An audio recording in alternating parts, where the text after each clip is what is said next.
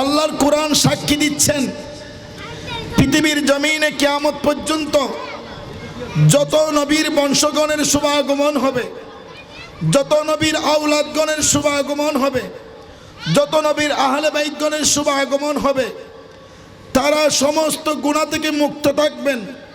তাদের কোনো গুনাহ থাকবে না, ওনারা কোনো অন্যায় করবে না, কোনো বিচার করবে না, কোনো জুলুম করবে না, কোনো পাপ করবে না। হকের উপর প্রতিষ্ঠিত থাকবে, ন্যায়ের উপর প্রতিষ্ঠিত থাকবে। আল্লাহ এবং তার রাসূলের পথমতে নিজের জীবন পরিচালনা করবে। সেটা আমাদের কথা নয়, কোনো মুফতির কথা নয়, কোনো মুফাসসিরের কথা নয়। স্বয়ং লামকানের খোদা কুদরতুল জামান ইরশাদ করতেছেন, হে নবী, হে আমার বন্ধু হাবিব, আপনার যত বংশ, আপনার যত আওলাদ, আপনার যত আহলে বাইত কিয়ামত পর্যন্ত পৃথিবীর জমিনের মধ্যে শুভ আগমন করবে। তারা কোনো পাপের মধ্যে থাকবে না, তারা কোনো অন্যায়ের মধ্যে থাকবে না, তারা কোনো জুলুমের মধ্যে থাকবে না, তারা পবিত্র অবস্থায় থাকবে।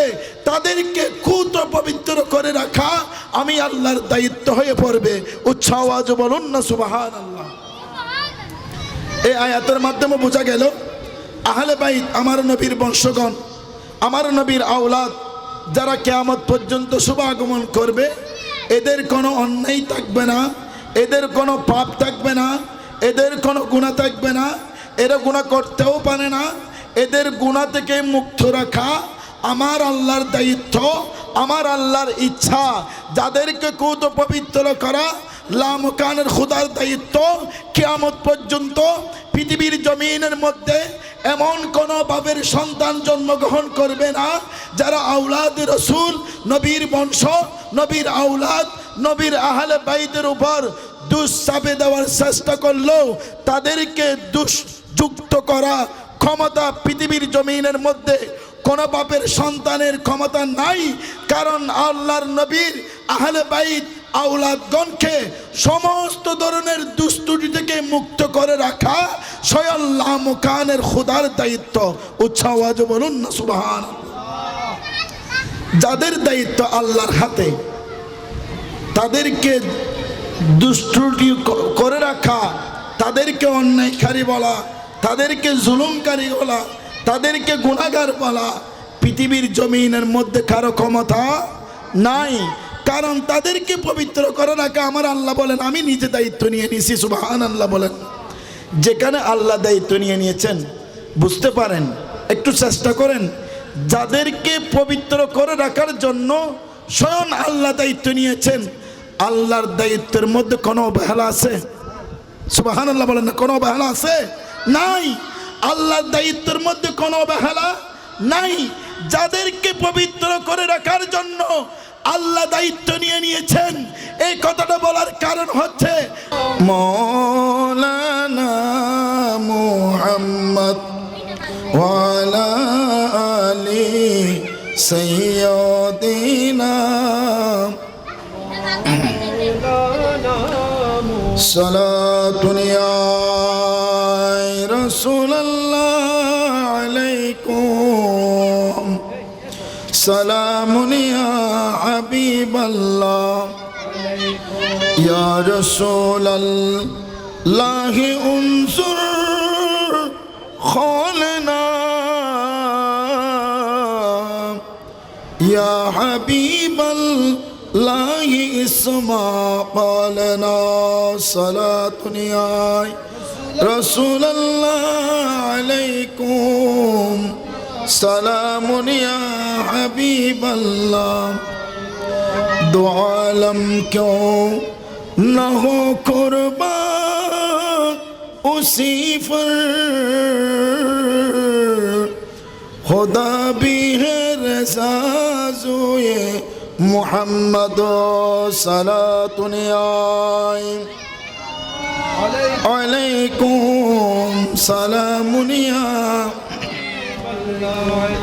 अऊज़ु बिल्लाहि मिनश शैतानिर रजीम बिबरकत व बिफदल बिस्मिल्लाहिर रहमानिर रहीम कुल्ला أسألكم عليه أجرا إلا المودة في القربى وقال رسول الله صلى الله عليه وسلم أحب الله لما يكذوكم به من نعمة وأحبوني لحب الله وأحب أهل بيتي لحبي صدق الله المولانا العظيم وصدق رسوله النبي الحبيب الكريم ونحن على ذلك من الشاهدين والشاكرين رب صل وسلم وبارك عليه অধ্যক্ষর আয়োজিত পটিয়া পৌরসভা ৮ নং ওয়ার্ড শের মোহাম্মদ বাড়িস্থল মরহুম উবাইদুল হুসাইন পরিবার পরিজনের এবং সাইদ মোহাম্মদের বাড়ি একতা সংঘের যৌথ উদ্যোগে পবিত্র শাহিন শাহে শাহাদাতে কারবাল্লা আহলে বাইত রাসূল সাল্লাল্লাহু আলাইহি সাল্লামের স্মরণে সুলতানে কারবাল্লা মজলুমে কারবাল্লা মাসুমে কারবাল্লা পবিত্র শাহাদাতে কারবাল্লার মাহফিলে উক্ত নুরানি ইরফানি আজিমুশ শান মিলাদ মাহফিল সাল্লাল্লাহু আলাইহি সাল্লামে প্রধান আকর্ষণ হিসেবে যিনি তশরিফ আনবেন ঐতিহ্যবাহী সাত গৌসিয়া দরবার শরীফের সম্মানিত সজ্জাদানশীল হযরতুল আল্লামা জনাব মাওলানা আবুল মকসুম মোহাম্মদ ফয়েজুল্লাহ সুলতানপুরি মাদ্দাজিল্লুহুল আলিম উক্ত মাহফিলে প্রধান বক্তা হিসেবে তশরিফ আনবেন আঞ্জুমানে আহমদিয়া জাহাঙ্গীরিয়া সুন্নিয়া মসজিদ মাদ্রাসা পরিচালনা পরিষদের সম্মানিত প্রতিষ্ঠাতা চেয়ারম্যান হযরতুল আল্লামা জনাবে মাওলানা আলহাজ জাহাঙ্গীর আলম আল কাদরি সাহেব মাদ্দাজিল্লুহুল আলিম উক্ত মাহফিলে সদরায়ত করবেন ঐতিহ্যবাহী পটিয়া শাহছান আউলিয়া কামিল মাদ্রাসার সম্মানিত মুদাররিস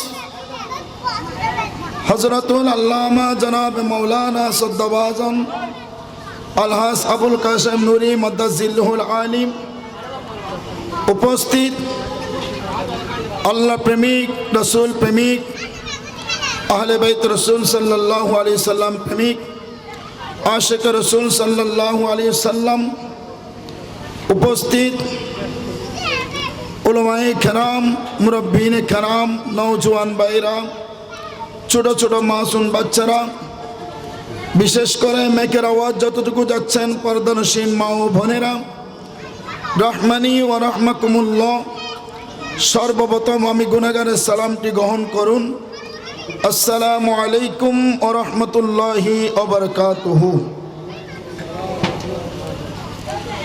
মহান রব্বুল আলামিনের দরবারে লক্ষ লক্ষ কোটি কোটি শুকরিয়া জ্ঞাপন করি যে রব্বুল আলামিন আমাদের মতো কিছু গুনাহগার বান্দাদেরকে অত্যন্ত দয়া করে রহম করে মেহেরবানি নসিব করে শারীরিক এবং মানসিক সুস্থতার মাধ্যমে পবিত্র আশহুরুল হুরুমের সম্মানিত মাস মুহররম মাস তথা শাহরুল্লাহ আল্লাহর এই মাস সুলতানে কারবাল্লার মাস মজলুমে কারবাল্লার মাস মাসুমে কারবাল্লার মাস শাহিন শাহে শাহাদাতে কারবাল্লার মাসে আজ 6 মুহররম আশারের নামাজের পর দুনিয়াবি অন্য কোনো কাজে লিপ্ত না করিয়ে শাহাদাতে কারবাল্লার এই মাহফিলে আসার বসার মতো তৌফিক দান করেছেন এই জন্য রব্বুল আলামিনের কুদরতের রাজ দরবারে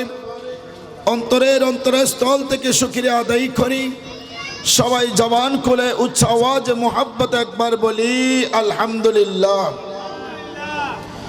সাথে সাথে লক্ষ লক্ষ কোটি কোটি দরুদ সালামের নজরানা পেশ করি সে আকার দরবারে যার প্রেমে, যার ভালোবাসায়, যার মোহব্বতে রব্বুল আলামিন দুনিয়ার तमाम জাহান সৃষ্টি করেছেন।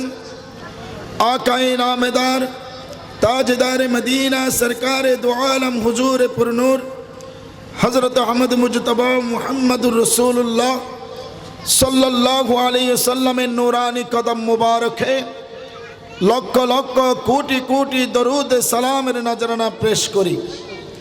বিশেষ করে ভক্তি মোহব্বত ভালোবাসা নিয়ে শ্রদ্ধার সাথে স্মরণ করি সেই 10 মুহররম 61 হিজরি কারবালার প্রান্তরে ইমাম হুসাইনের নেতৃত্বে ইমাম হুসাইন রাদিয়াল্লাহু তাআলা আনহু সহ যে 72 জন কারবালার প্রান্তরে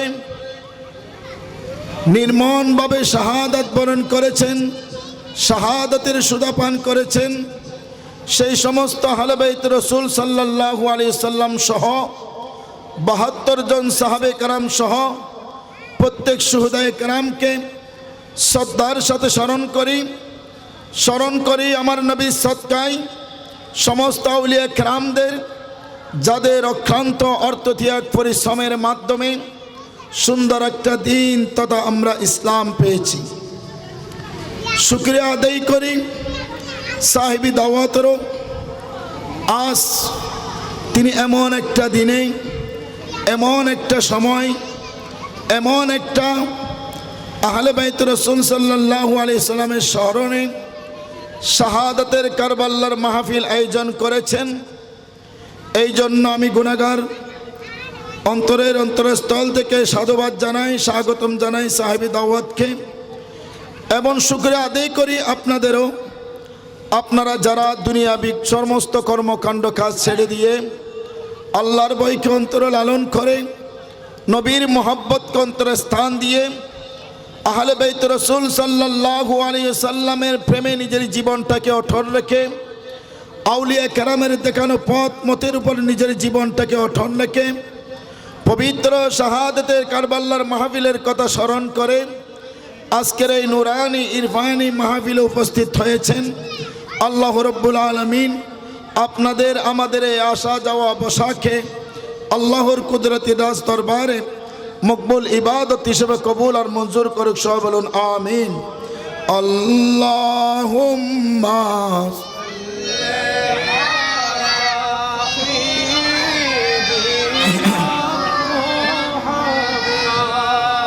নবিয়ানা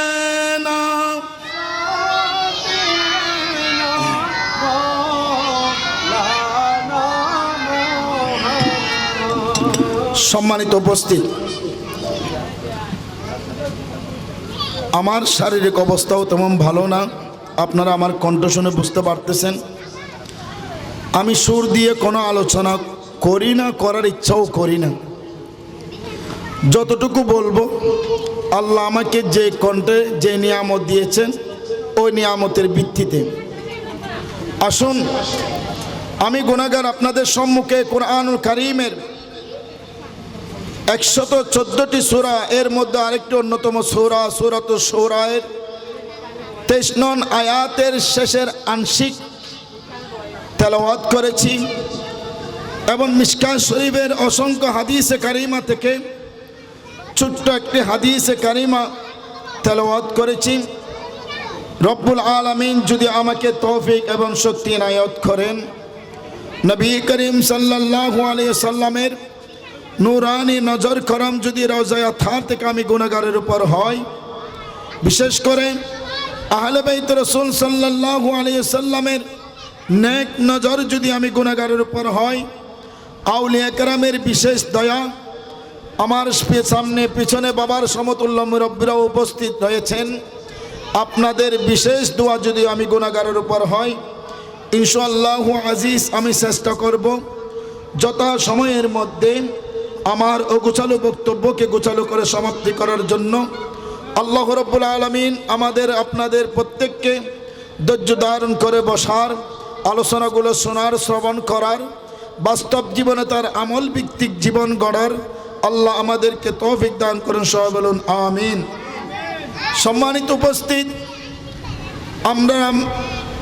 আপনারা সবাই অবগত আছি এটা এমন একটি মাস যেই মাসটা হচ্ছে আহলে বাইত রাসূল সাল্লাল্লাহু আলাইহি সাল্লামের মাস। উৎসাহ বলুন না সুবহানাল্লাহ। এটা হচ্ছে আহলে বাইত রাসূল সাল্লাল্লাহু আলাইহি সাল্লামের মাস।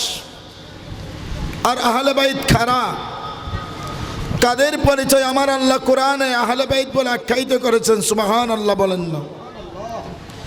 আল্লাহর কোরআনুল কারীমে সূরা আহজাবের 33 নম্বর আয়াত আমার আল্লাহ কুদরতের জবানে ইরশাদ করতেছেন, ইন্নামা ইউরিদুল্লাহু লিইয়ুযহিবা আনকুমুর রিসা আহলাল বাইত ওয়া ইউতাহহিরাকুম তাতহীরা।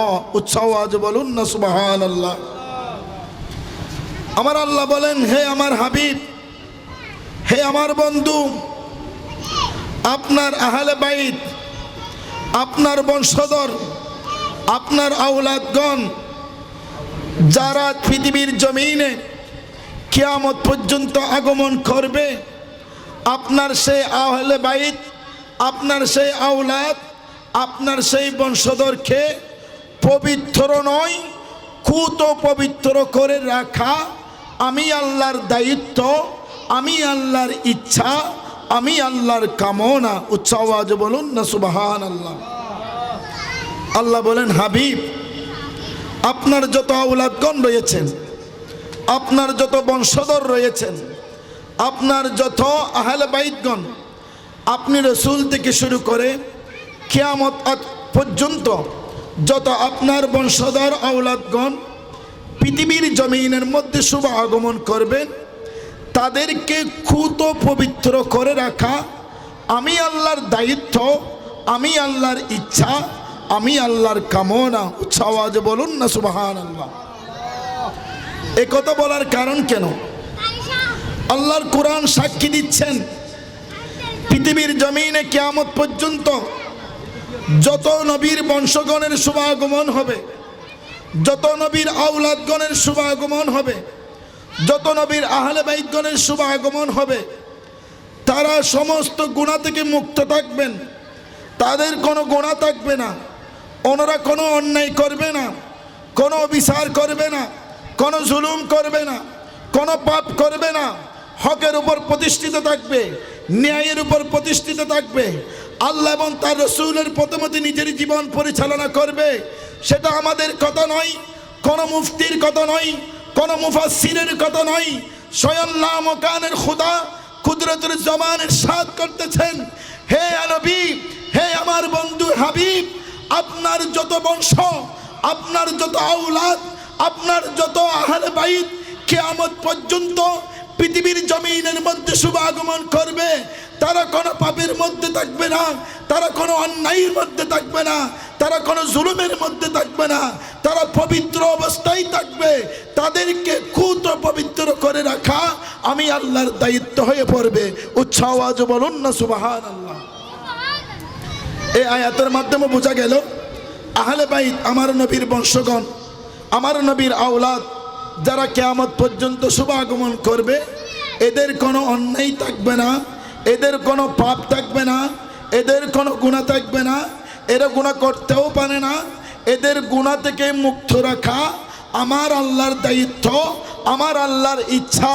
যাদেরকে কুত পবিত্র করা লামকানের খোদার দায়িত্ব। কিয়ামত পর্যন্ত পৃথিবীর জমিনের মধ্যে এমন কোনো বাবের সন্তান জন্মগ্রহণ করবে না যারা আওলাদ রাসূল, নবীর বংশ, নবীর আওলাদ, নবীর আহলে বাইতের উপর দুষ চাপে দেওয়ার চেষ্টা করলেও তাদেরকে দুষযুক্ত করা ক্ষমতা পৃথিবীর জমিনের মধ্যে কোনো বাপের সন্তানের ক্ষমতা নাই। কারণ আল্লাহর নবীর আহলে বাইত আওলাদগণকে সমস্ত ধরনের দুষ্ত্রুটি থেকে মুক্ত করে রাখা স্বয়ং লামকানের খোদার দায়িত্ব। উচ্চ আওয়াজে বলুন না সুবহানাল্লাহ। যাদের দায়িত্ব আল্লাহর হাতে, তাদেরকে দুষ্ত্রুটি করে রাখা, তাদেরকে অন্যায়কারী বলা, তাদেরকে জুলুমকারী বলা, তাদেরকে গুনাহগার বলা পৃথিবীর জমিনের মধ্যে কারো ক্ষমতা নাই। কারণ তাদেরকে পবিত্র করে রাখা আমার আল্লাহ বলেন আমি নিজে দায়িত্ব নিয়ে নিছি। সুবহানাল্লাহ বলেন। যেখানে আল্লাহ দায়িত্ব নিয়ে নিয়েছেন, বুঝতে পারেন, একটু চেষ্টা করেন, যাদেরকে পবিত্র করে রাখার জন্য স্বয়ং আল্লাহ দায়িত্ব নিয়েছেন, আল্লাহর দায়িত্বের মধ্যে কোনো অবহেলা আছে? সুবহানাল্লাহ বলেন না, কোনো অবহেলা আছে? নাই। আল্লাহর দায়িত্বের মধ্যে কোনো অবহেলা নাই। যাদেরকে পবিত্র করে রাখার জন্য আল্লাহ দায়িত্ব নিয়ে নিয়েছেন, এই কথাটা বলার কারণ হচ্ছে